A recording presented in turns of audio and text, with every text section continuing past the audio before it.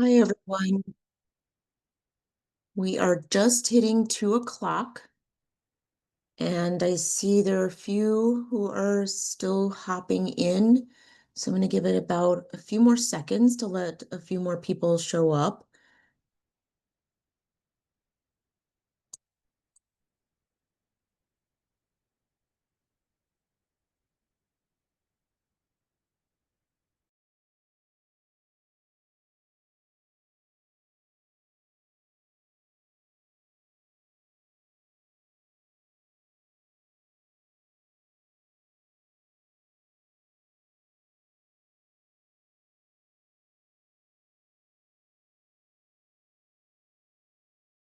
All right. Well, thank you everyone for joining us today. This is the ALSC and YALSA Reunification Town Hall. My name is Alina Rivers. I am the Executive Director for the Association for Library Service to Children, or ALSC, and the Interim Executive Director for the Young Adult Library Services Association, or YALSA. So we are really happy to have all of you joining us today. Just so you know, the town hall will be recorded and it will be posted in each division's Connect Spaces. The Q&A is enabled here in Zoom, so we encourage you to post your questions here in the Q&A rather than in the chat so that we can keep up with your questions along the way. We'll have a few minutes at the end of the town hall to address your questions, and those that aren't addressed here will be reviewed and added to the FAQ on each division's website. I'll post links to that FAQ in the chat shortly. But we have a lot to cover in 1 hour, so we'll hold on answering those questions until the end. And in the meantime, if Sarah, you could advance the next slide. Welcome.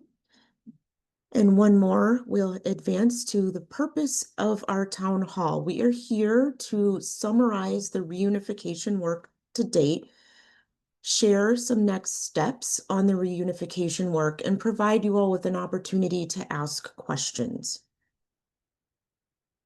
Next slide, please. I would like to introduce our reunification working group members. ALSC and YALSA have established a reunification working group, and I want to thank the members of this group and our division boards and ALA executive board liaisons for their leadership, thoughtful insights, and direction as we transition to a reunited division. And I will let each of our working group members introduce themselves in the order on the list here, providing your name, the division or divisions you're with, and your current role in the division. Hi, I'm Rob Bittner. I'm the immediate past president of the Association for Library Service to Children and one of the co-chairs of this reunification working group. It's great to see you all here. Thanks. Hi, I'm Yvette. I'm the immediate past president for YALSA and the other co-chair for the reunification working group. Hi, I'm Carolyn Aversano, YALSA's current fiscal officer. Hi, I'm Robin Friedman. I'm a member of both ALSC and YALSA, and I am the current ALSC fiscal officer. Good afternoon. I am Isaiah West. I am the current YALSA counselor, and not with us today is Julie Roach, who is the ALSC counselor, and we both serve on ALA Council representing the organizations. Thank you, everyone. And with that, I will turn it over to Isaiah to share our working group's charge and the following information with that'll be shared by each of the working group members. Next slide, please. So the charge of our reunification working group, this working group consists of the past presidents, fiscal officers, and counselors from both associations, and reports to the current division presidents, Amber Krieger of YALSA and Dr. Claudette McLinn of ALSC. This team is responsible for navigating the reunification of ALSC and YALSA, ensuring a smooth and transparent integration that honors the missions, values, and contributions of both associations. Next slide. Hi, everyone. As the fiscal officer for ALSC, I just wanted to give a quick overview of the financial situation that the entire organization is working with right now. So for several years, ALA has been in a difficult financial situation. We had a liquidity crisis, which essentially means there wasn't enough cash to pay the bills in 2020, and that was followed by really significant measures to cut expenses and to stabilize revenue. Since 2020, I think we're all aware of additional challenges in library funding and political pressures that have resulted in additional losses of revenue and further stressed the organization's finances. That has resulted for the last 2 years, ALA has had significant operating deficits. And by significant, I mean millions. So through the first 11 months of FY25, that deficit was 14.7 million, and our final numbers are still to come. So that has meant that in addition to significant efforts to increase revenue, ALA has also been engaging in a large-scale evaluation of the organization's programs and services and the resources that are realistically available to serve our mission. So every division and unit has participated in a program assessment in an effort to streamline our work and identify priority areas. Most recently, a workforce reduction resulted in the loss of staff members across 12 units of ALA. This included a shared staff member for ALSC and YALSA, responsible for membership and marketing. So we are undertaking this reunification at a necessary but also challenging time for ALA, when every unit is required to evaluate what existing staff can actually accomplish with reduced resources. In the middle of all of that, there have been really serious efforts by ALA and by the member leaders and the staff of YALSA to work on YALSA's divisional finances.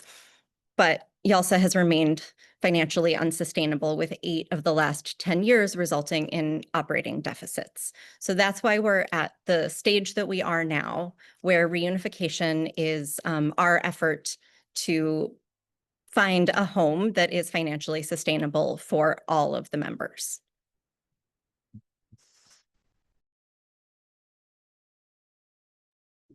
Next slide, please.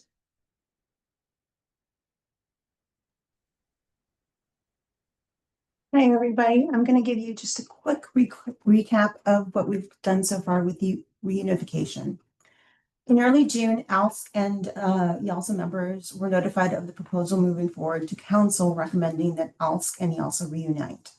The letters to members included an informal survey for members to share initial thoughts about reunification, and the proposal identified reuniting will allow ALA to continue providing over 2,500 YALSA members with dedicated resources and opportunities to serve teams. There's also a significant overlap between ALSC and YALSA members. It's about 30%. And so these individuals will save some money in not paying division dues for 2 divisions. ALSC and YALSA have staff familiar with each division's programs, services, and awards, and staff will combine forces. We've also got a lot of shared projects.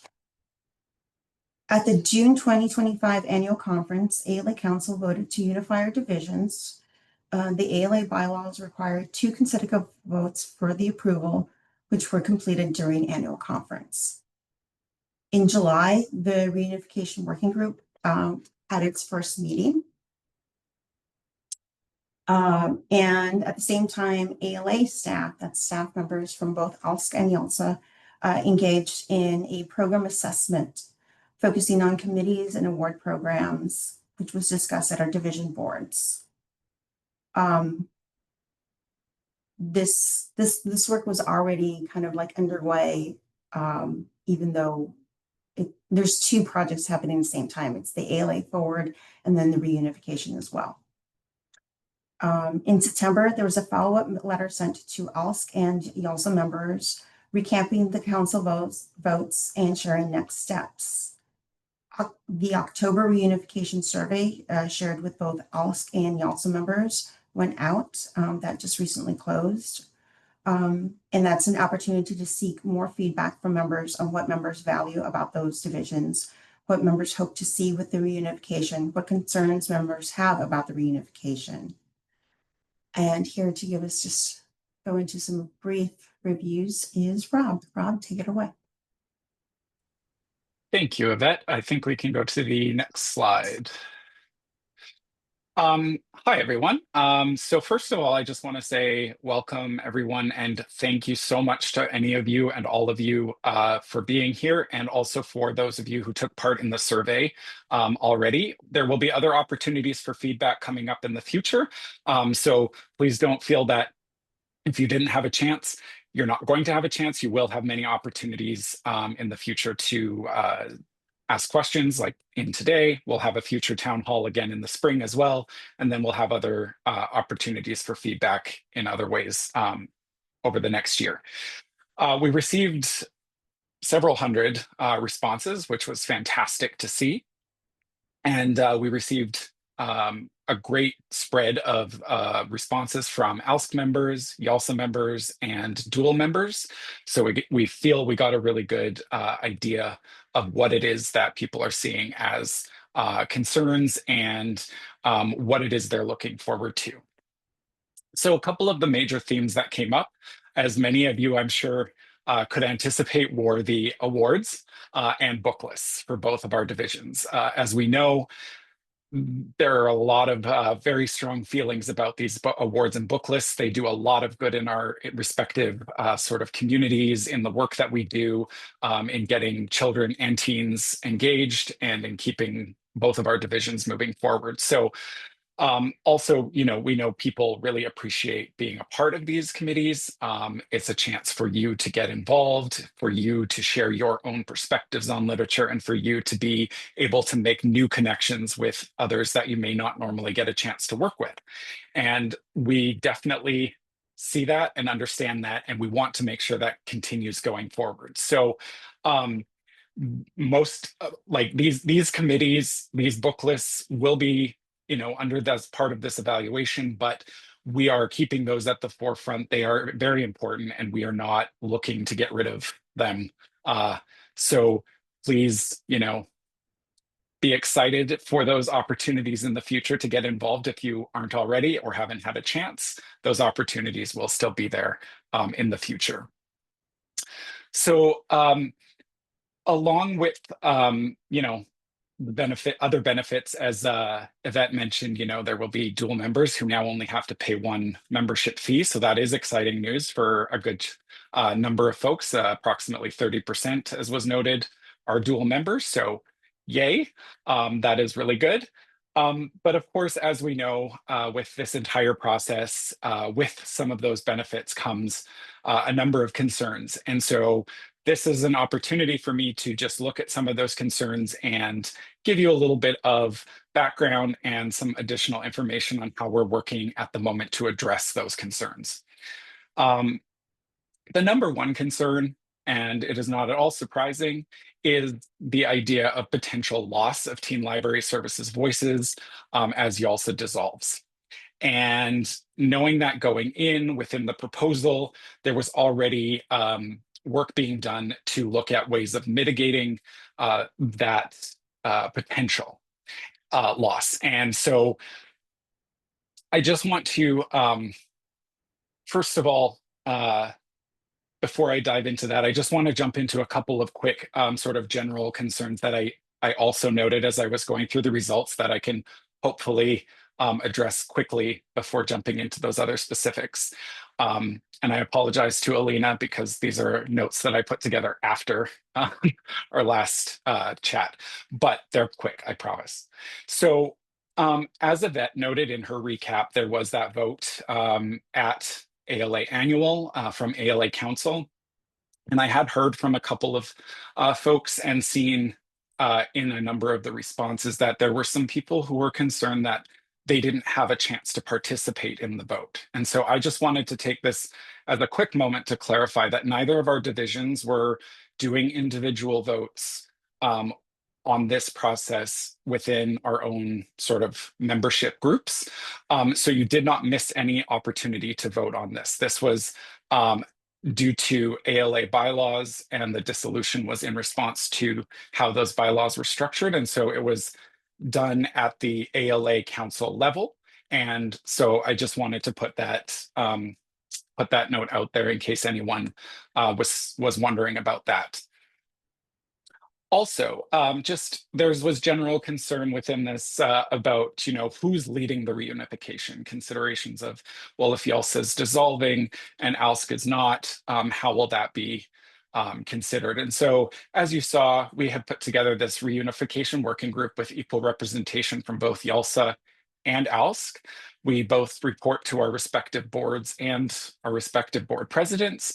And so we are working very much together on equal footing in this. And while staff structure is, a lot of the staff are under ALSC, we as the member leaders are definitely looking at how we can ensure that there is equal opportunity for feedback, for concerns to be expressed, for questions to be asked, and for this process to go forward so that teen services and the voices of teen librarians are not being left out of the conversation.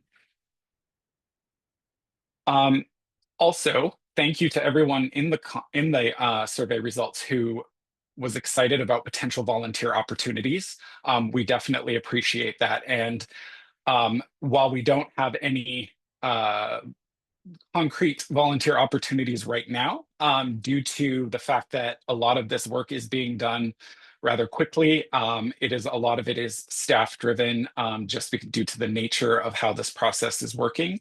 So the reunification working group is the small representation to be nimble and quickly moving when we need to be.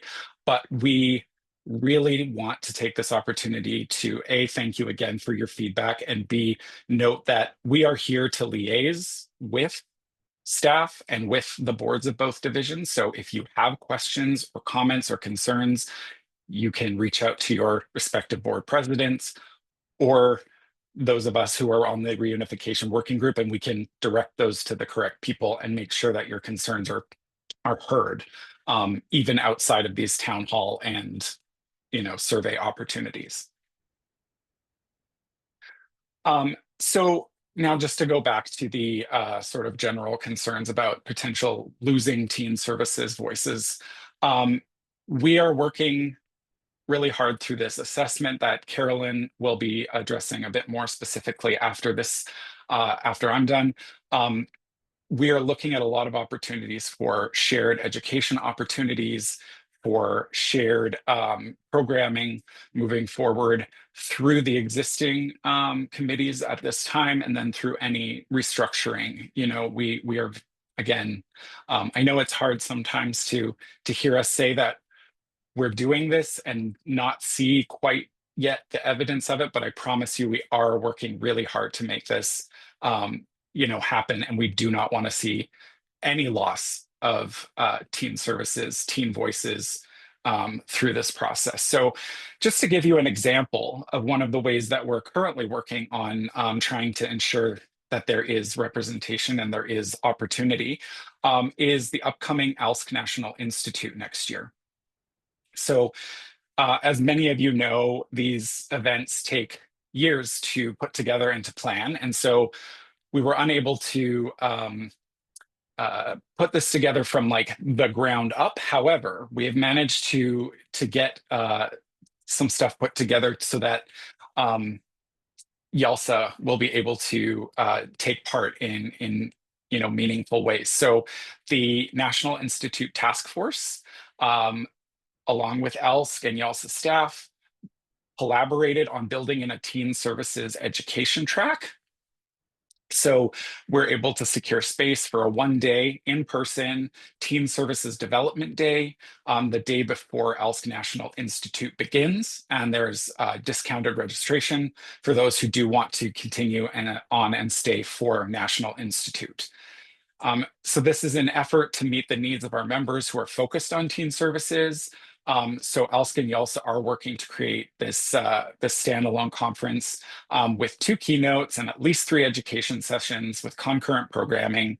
And then hopefully this will lead to future, deeper collaborations in future conferences. Just to note, this Teen Services Development Day takes place on Thursday, October 1st, 2026. So get it in your calendars. If you would like to stay for National Institute as well, again, there will be some discounted rates. So you can look that up and get all of the details and information and get yourself registered.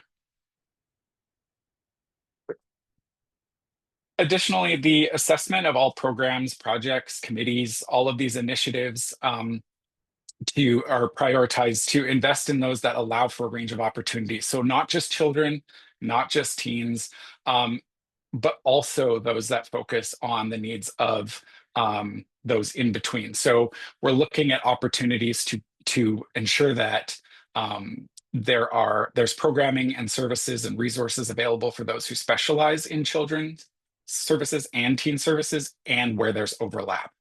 So there will be areas where we will be trying to find ways to meet the needs of those who are in between. Because as of right now, we know tweens services can sometimes be difficult to find space for. So I just want to point that out as another way that we're working to combine our efforts together.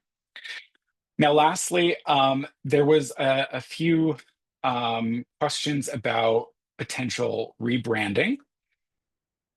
So I just want to start off by saying that is going to be a part of reunification in the future. We recognize that this is a really significant undertaking, so I don't want anyone to think that we aren't taking it seriously and that we don't want to undergo rebranding.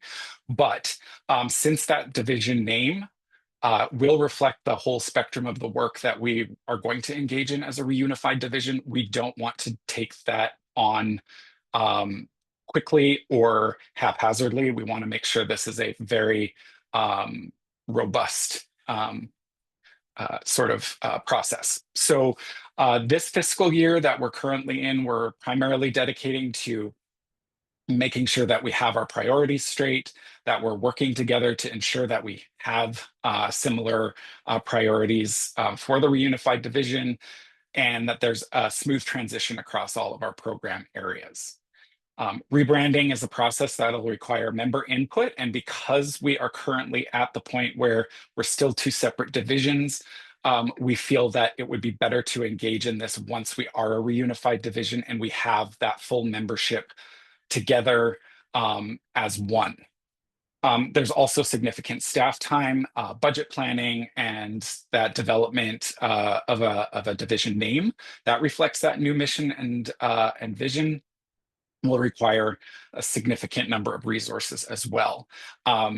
This work is ongoing, and we've appreciated hearing from you in the survey some of the ideas that you've had for ways that we can emphasize the sort of new focus on both age ranges or multiple age ranges within the reunified division. And so we are taking those into account just as part of this process, but we will, of course, be formalizing that process after the reunification next September. And so, yeah, it will be an ongoing until after the reunification, and then we can focus more once the nitty-gritty sort of has been dealt with through this larger program assessment that I will now stop talking and let Carolyn explain to you all. So thank you for listening, and I look forward to the Q&A. Hi, everyone. I am here to talk about what's next. As you've been told a few times already right now, ALA is in the midst of implementing ALA Forward, a reorganization initiative to align its strategic goals and ensure long-term stability. ALA Forward has completed the organizational assessment, which focused on staff and internal resources, and is now in the middle of the program assessment. Program assessment takes a deep dive into the programs and services ALA offers through every division and roundtable. YALSA and ALSC staff have reviewed what is being offered in light of ALA's and each division's mission with an overlay of current staff capacity and member volunteerism. They've shared their review and recommendations with ALSC and YALSA boards and have incorporated our feedback prior to their final submission. The hard truth is that the program assessment will result in a reduction in the number of committees and programs across ALA, not just our reunified division. It's ALA-wide. Outcomes of our work will be shared in the next several weeks. Member feedback is absolutely essential and continues to inform our transition work. Opportunities for members to provide feedback include virtual meetups and the spring town hall. We're still working on dates, so give us a little space on that. The joint membership meeting at ALA Annual. Updates will be made via email, blogs, connect posts, and newsletters, and members can always reach out to Division Presidents Amber Krieger for YALSA and Dr. Claudette McGlynn for ALSC.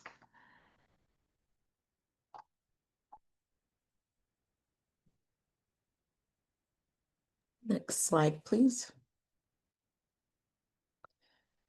So I will share a little bit more about what additional work is being done.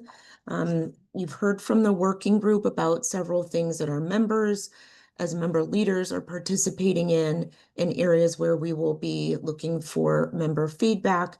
Additionally, there's a lot of work behind the scenes.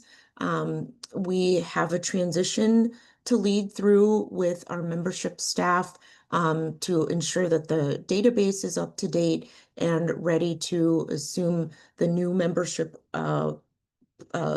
group at the September 1st, 2026 flip. We are working on the budget development. We have 2 budgets to bring together, and fiscal officers from both the divisions will be involved in that budget building process. We're already asking good questions and looking at the information that we have available to us for the past work that's been done, and assessing, utilizing these program assessments to determine what direction we're moving in next and how that will be impacted with the budget. So that process is has already begun and will carry through the fiscal year, and we'll be working on that and sharing more information as the preliminary budgets roll out in around January or February. We'll also be looking at our policy and procedures. Not surprisingly, a lot of the work that we're doing is going to impact the way we do the work.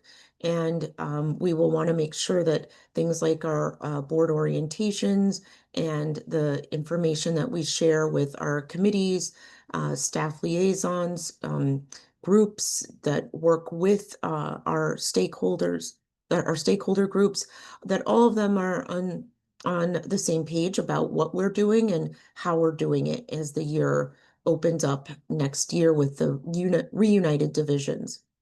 And we're looking at staff alignment with the work. So as some of these things are shifting, so too will the alignment with the staff and what we oversee. We have a great group here. I'm grateful for all of them for helping getting this up and running for us, and for doing the work and being flexible about what we have on our plates. So we're ensuring that we have the capacity to do what we want and need to do for the membership. So those are a few things that we will be focusing on as we keep moving forward. We, this is focusing on our work. So let's talk a few seconds about what you can do. Next slide, please. So we've talked a little bit about some of these things, and as Rob mentioned, we're hearing from many of you about what can you do, how can you help. We certainly want to ensure that we have feedback from our members and that you're sharing your ideas and your thoughts. Right now, you might have questions, and we hope we can answer some of those while we're here today, but some of those are already in the FAQs, which were shared in the chat. So as we open up more questions and find more things that are part of the inquiries that you all are sharing with us, we will add that to the FAQs, and that can be a source of information that you can refer to along the way. Of course, your division presidents are available to you, Amber Krieger and Dr. Claudette McLean.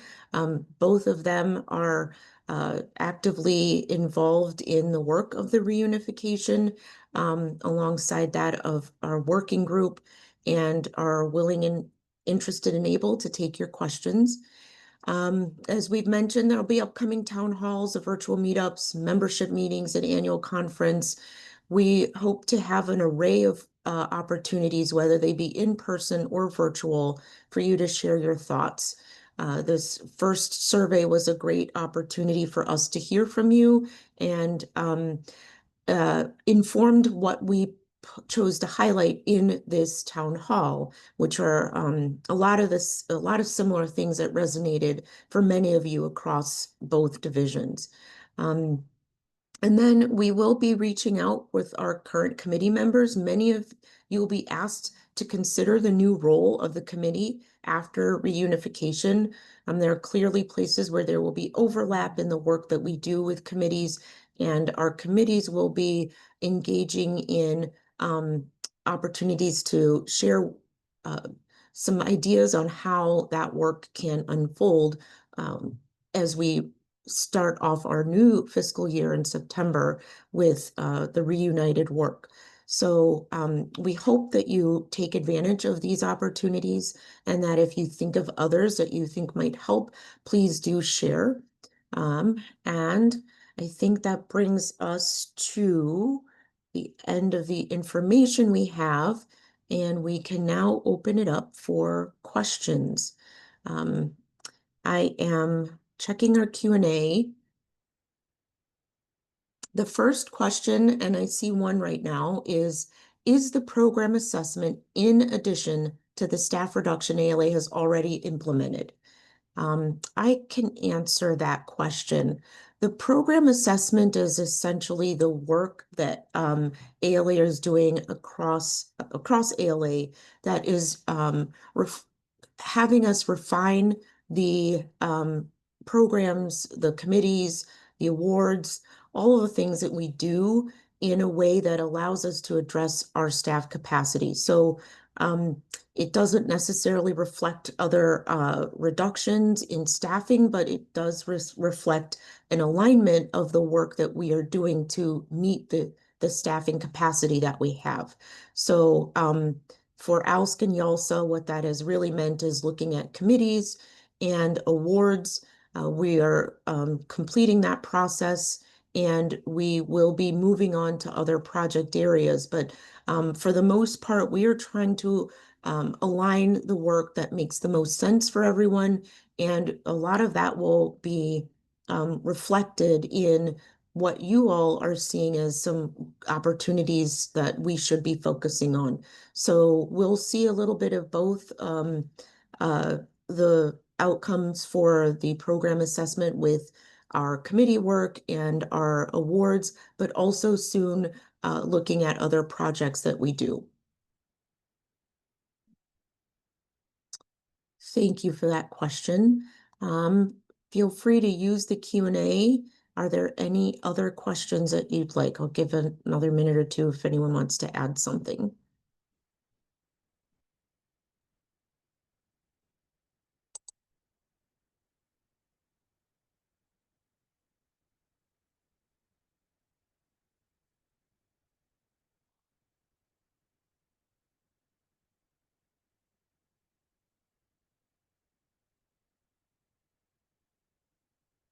I'm also looking in the chat. I see we've had a couple things show up here.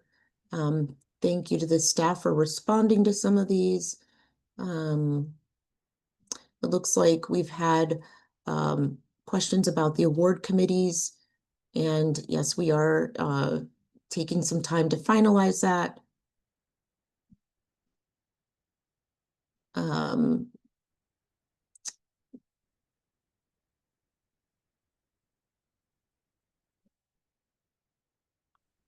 I can jump in for just a second with the awards committee stuff, just to address it for the whole group who hasn't seen it. For anybody who is on an awards or has been appointed to an awards committee recently, those are, as Sarah and Maggie had noted, currently still in progress in terms of appointments for the most part. So if you haven't heard from your chair yet, it's likely that they're just waiting for all of the appointments for their committee to be finalized before they reach out to everyone. But as with everything we've said today, if you do have a burning question, you can definitely reach out to whoever appointed you to your committee or to your committee chair, and they will let you know if they have an answer for you at that time. Thank you, Rob. I wanted to call out the comment about the choosing a name and prioritizing the name. And yeah, this is expressly where we're seeing a lot of the challenge with developing a name is that we certainly have some different angles that we can consider. There are a lot of opinions about what might make for a good name, and there were several that were offered up, but also some concern about what to call this group. Do we utilize the word teens? Do we utilize the word children? Do we use the words young or youth services? So this is where we see a lot of the engagement with members in helping us refine that group of options that are popping up along the way and really defining what is it that our members want to see as part of this name, and particularly where are we going to be emphasizing the work that we're doing as a unified division, and what does that emphasis mean for the name that we deliver. So it's certainly an opportunity for us to it's certainly an opportunity for us to have some thoughtful engagement about that and really get your input so we can develop something that makes the most sense before we rush into doing it because we need to identify as one division. I see the Q&A is not available for those who are on a mobile browser. Please feel free to use the chat. Or if anyone wants to raise their hand, I can certainly ask and take you off of mute. Alina, It I would looks like to say something regarding what Rob stated in terms of appointments for the 2027 chairs. All that information is in the letter, and they're very clear about when they start and when they end. But if you have any more specific questions for the chair, feel free to ask me. Thank you. Thank you. All right, so we did get a couple more questions, so I will walk through them in the order that they're in. What is the vision for annual conferences going forward?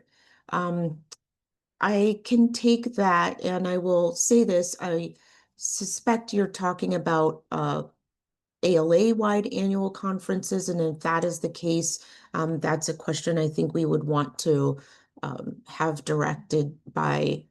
answered by our ALA staff in conference services and our leadership. But our conferences for the joint divisions, the two divisions that are coming together, we are working now to bring that into the existing National Institute that'll be hosted next year. And we are having conversations about what that youth conference will look like in the years after. whether it be something that we can move out of this area and find another space and time for it. Those are all things that we are exploring right now, so that ideally within a few months we can share another version of that. The next question, this is more of a general question regarding ALA, but are there any plans in place to add revenue streams, or is the only option to reorganize staffing and ways the whole of ALA operates? That's another one I can try to answer. Yes, there are definitely intentions to find other revenue streams. That's the work of the organizational assessment group that is comprised of staff members across ALA that are considering not only the structure of ALA, but how do we invite new information in that will help generate revenue, and inviting our staff to participate in that conversation. And at some point, certainly members always have access to sharing ideas with their leadership. So adding revenue streams is, yes, another part of the strategy. Our next question, is there anything that we as members and volunteers can do to support the ALSC YALSA full-time staff, particularly given changes, challenges, and reductions? Thank you for that question. I will say that we are extremely fortunate as both ALSC and YALSA divisions in having members who are highly conscious of the work that staff do. And even in times that are not like this, that we're in right now, have always been open to offering their support. So we certainly appreciate that you're doing this. I would say one of the first things that we have is just the recognition of the space and the place that we're in, and the grace that you've given and continue to give as we reevaluate how we do the work that we do and who is doing that work. Sometimes there are little things that pop up that certainly having a member participate in, and offering your flexibility to hop in at the last minute have been helpful.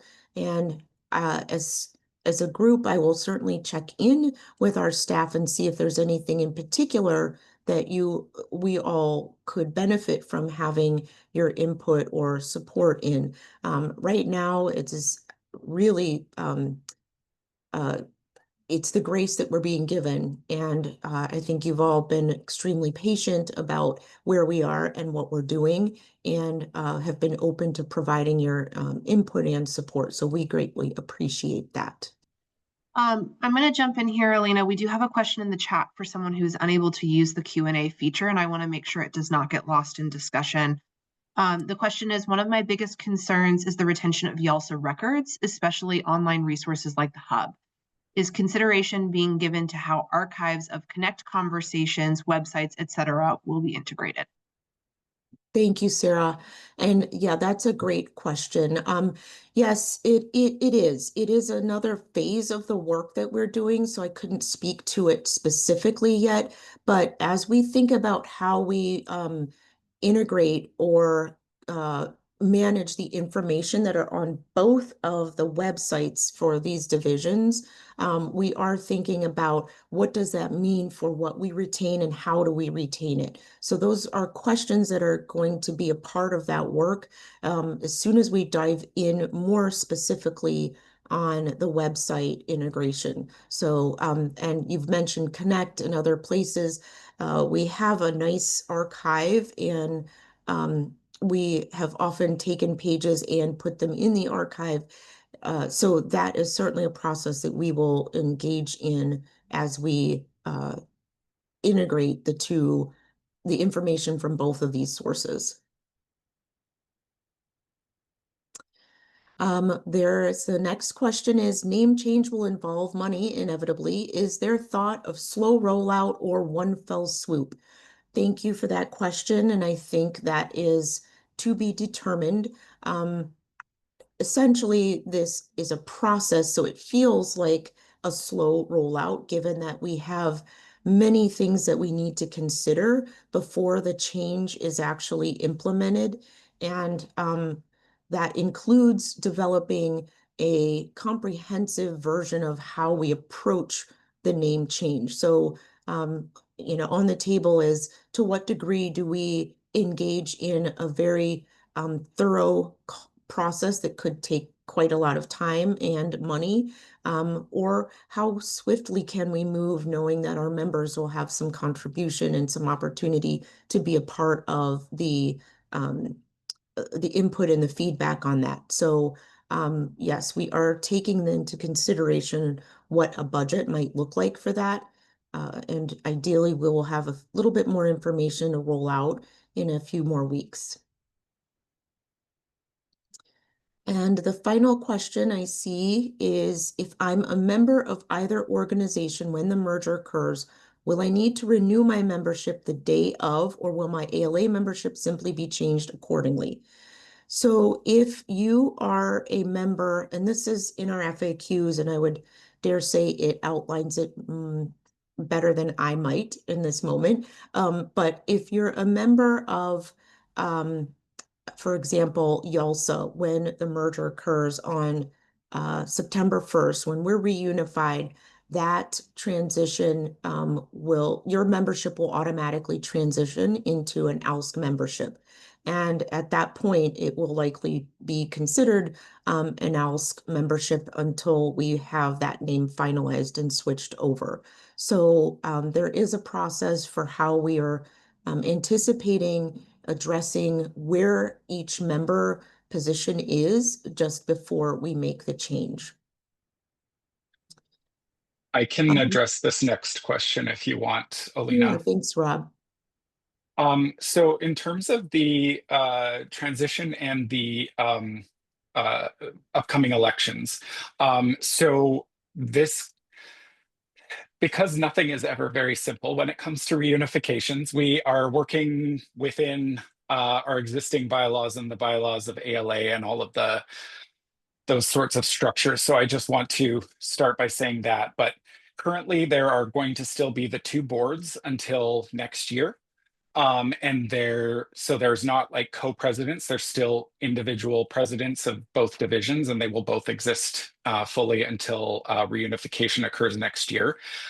In terms of elections, though, YALSA will not be running an election this coming year. ALSC will be running an election, but we have been working with YALSA to try to determine if there are individuals who can be candidates or want to be candidates on the ballot. And while we don't have an official ballot finalized yet, those conversations have been ongoing. And so there is a concerted effort to ensure that, that election, even though it is under the ALSC banner, is inclusive of YALSA and Teen Services folks. So that's the best answer I have for that. In terms of YALSA members able to vote in the ALSC election, you can if you are a dual member with ALSC. If you are only a YALSA member, you will not be able to vote in the ALSC election, unfortunately. As I said, we are sort of still working within the bounds of what we have available to us in terms of flexibility within our bylaws and the bylaws of ALA. And so this was working as two divisions together, the best sort of suggestion we could come up with for the election this time around and the current ballot structure. So I hope that helps a little bit. I know it's probably not the most satisfying answer for all involved, but I promise we are doing our very best to ensure this is coming together as smoothly as possible. Thank you, Rob. From the chat, a clarifying question regarding voting. Why can YALSA members not receive ALSC membership before reunification so we can participate in that election and vote? You are able to become an ALSC member in the meantime, but we can't automatically switch your division membership midstream, so to speak, which is why the reunification is happening on the timeline that it is. And the automatic switching has to happen at the end of the fiscal year to align with the way that the system updates. So again, you can become an ALSC member at this point if you want to vote in the ALSC election, but we can't just change the membership designation. Otherwise, you would then not be a YALSA member anymore, and therefore would not have access to the YALSA resources and benefits. So. Thanks, Rob. I can also make sure that that information is outlined in the FAQ so that you have some reference for how these membership categories or designations will work over the course of this transition year and then into the reunified year.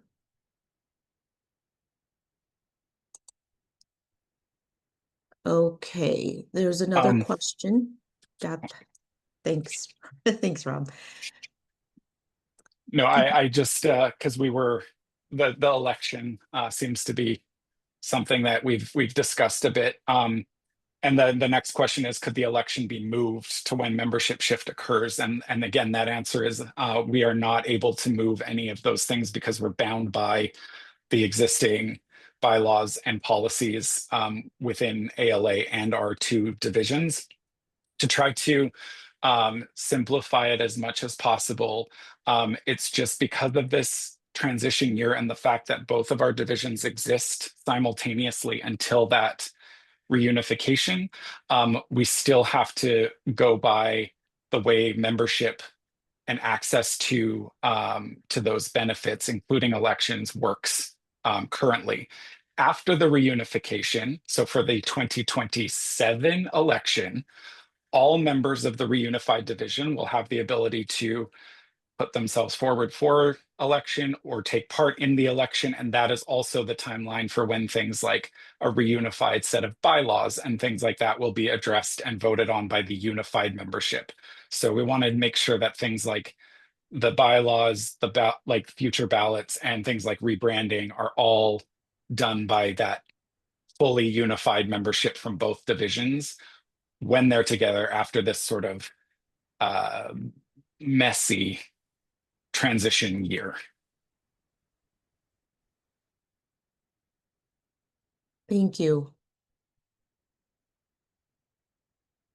And we've added to the chat some information on the archive for the hub. So you can find that. And of course, we'll certainly make available links to information as other parts of the website and are archived.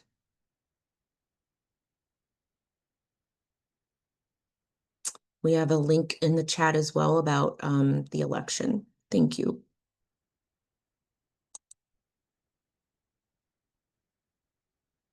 Well, I don't see any other questions.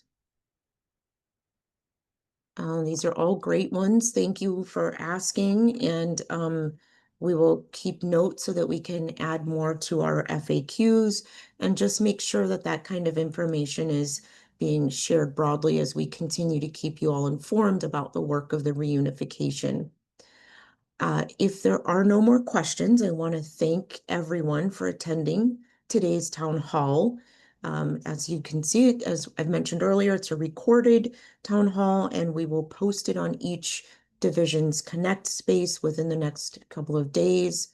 We'll also continue updating that FAQ, and we look forward to connecting again throughout this transition year. So thank you all for joining us. Please feel free to reach out if you have any other questions.